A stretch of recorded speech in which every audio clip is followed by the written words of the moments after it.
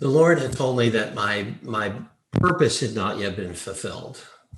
Now, here's where the definition of purpose takes on a whole different connotation, because I had always been a planner. I started companies. I had been an executive in companies and Forbes companies and startups and all of that stuff. So I plan, and my whole life was about planning and execution and all of that stuff. So I'm in heaven.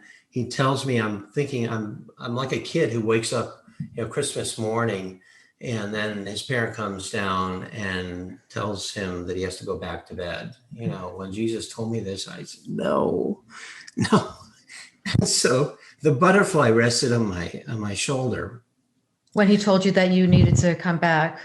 Yes. Right. And it was the most beautiful butterfly. Just, again, back to the brilliancy of the colors and the flowing colors of this butterfly. And I knew I had to be still. When butterflies rest on your shoulder or whatever, if you want them to stay, you have to be very still, because they're very fragile, and they can, at any slightest movement, they will move. And I knew that. And I didn't know at the time, until Jesus explained to me what the butterfly meant. And he said that you need to be still. And moment by moment, I will reveal my purpose to you. And again, this was an anathema to me here, but there, I knew it. I knew that I had to be still and know that he's God. And then moment by moment. So subsequent to that, I've looked for those moments, grocery store, whatever. But how I got back, and that was in a matter of whatever scheme of time, I don't know.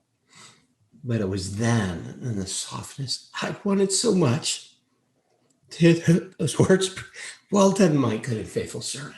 I wanted to hear them initially when I had met him, but my life had some worthwhileness, value. And it was only until that end, that very end, when he said it. Now I think back, and I realized why I did that. Because he was telling me about my future purposes,